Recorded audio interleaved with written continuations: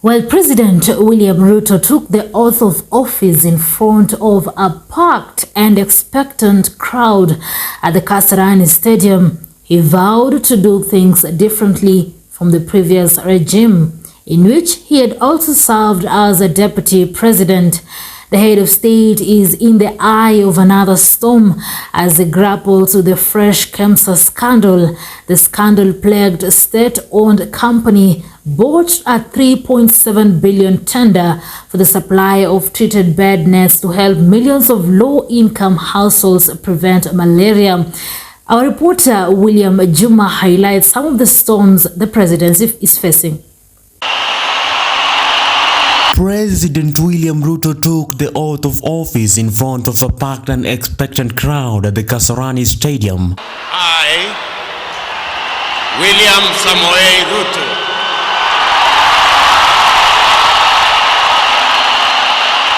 in full realization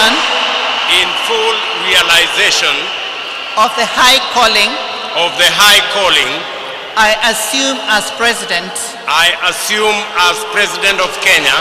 He vowed to do things differently from the previous regime, in which he had also served as the deputy president. That I will obey, preserve, protect, and defend this constitution of Kenya as by law established and all other laws The head of state is in the eye of another storm as he grapples with the fresh KEMSA scandal. The scandal-plagued state-owned company bought a 3.7 billion tender for the supply of treated bed nets to help millions of low-income households prevent malaria. Last week on Thursday, immediately after the release of that report, I did write to EACC and asked them to come and investigate. He started by overturning some of his predecessor's edicts. 6 judges blocked by his predecessor Mr. Uhuru Kenyatta were appointed. Police were given an independent budget and cheap fertilizer was made available to farmers. Among the central concerns of my government will be climate change. In our country, women and men, young people, farmers, workers, and local communities suffer the consequences of climate emergency. 8 months on, however, the nascent administration is facing a myriad of challenges that threaten to throw the government into turmoil. I'm ready to die for freedom. I'm ready to die for my people. I'm ready to die for justice. Where we want food, we are hungry. We want food. The government should decide. A public health principal, Josephine Buru, was sent home along with the entire KEMSA board and its chief executive officer Terry Ramadhani.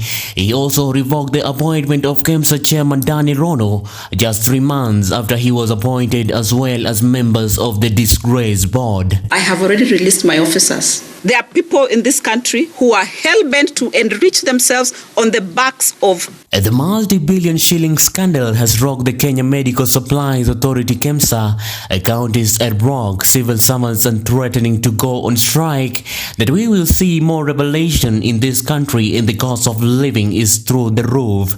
Compounding the situation are controversial taxes and opposition leader Raila Odinga levies that are likely to make life more difficult for the majority of struggling Kenyans. In addition, the Kenya Kwanza government is facing an opposition that has refused to accept defeat and maintains that the administration is illegitimate. More powerful presidents than you, whom we do not recognize. Dr. Ruto is facing another nightmare over the unemployment rate. The promise to reduce the cost of living has not yielded immediate results, with the price of unga still above 200 Kenyan shilling and the prices of other basic commodities remaining high. In the latest review of petroleum prices for the 15th May to 14th June cycle, the Energy and Petroleum Regulatory Authority EPRA increased the price price of kerosene by 15.19 Kenyan shilling per litre and 161.13 Kenyan shilling per litre in Nairobi after the government removed subsidies on diesel and kerosene. Or rather increasing the VAT rate from 8% to 16% is probably one to increase the tax revenues, which is obviously the major one. But also there could be, a proponent of the idea that we also need to harmonize the VAT rates under the VAT Act. As you are aware, we only have the zero rate under the VAT Act and 16%. So 8% is another rate that had been introduced just to capture and ensure that VAT on petroleum products is actually captured and that the rate is not too high. It wasn't from July if Parliament approves a proposal in the controversial Finance Bill 2023 to reintroduce 16% VAT on petroleum products up from 8%. About introducing or rather increasing the VAT rate from 8% to 16%. The president also has backtracked on his promise of cheaper cooking gas from next month.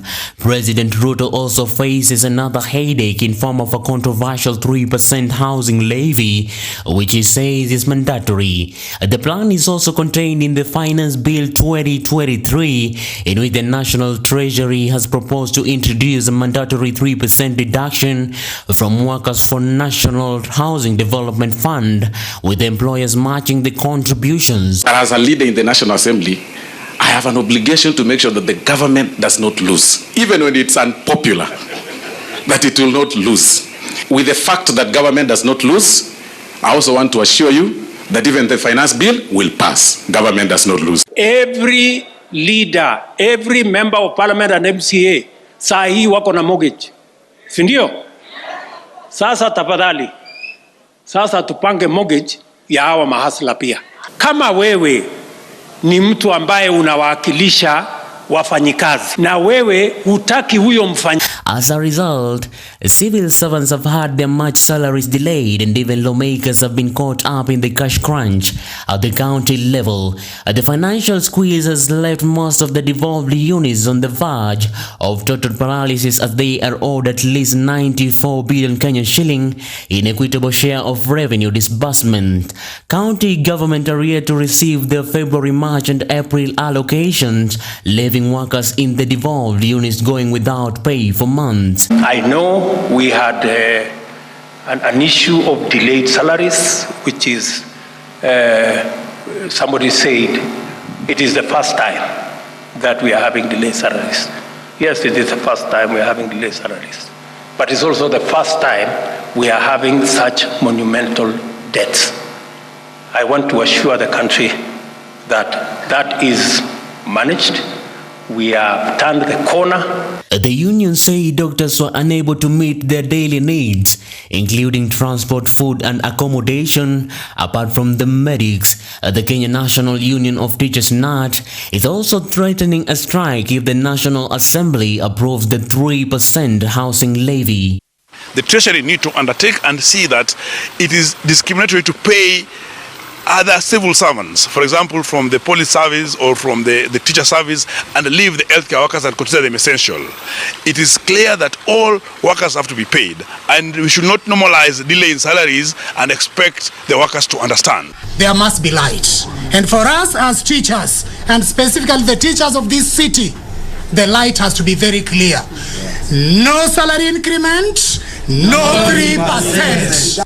Dr. Ruto's government also faces an implacable opposition that has also declared his government illegitimate and is demanding that a number of issues be addressed. Mr. Odinga has also cited the income tax adjustment paid at 35% for those earning 500,000 per month, as well as the 3% deduction from salaries to support the housing fund, 15% tax on digital content creators, taxation of per diems at 30%, and tax on beauty products. Like digital economy, the beauty industry has become a major employer, particularly of our youth and women who have been unable to find work elsewhere.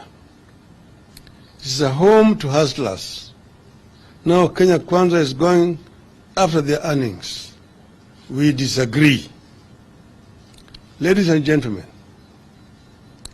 Kenyans cannot be taxed to the bone just because of Kenya Kwanza's internal weaknesses. Rather than increase taxes, the regime must undertake the following: taxation of reimbursements, that is per diem.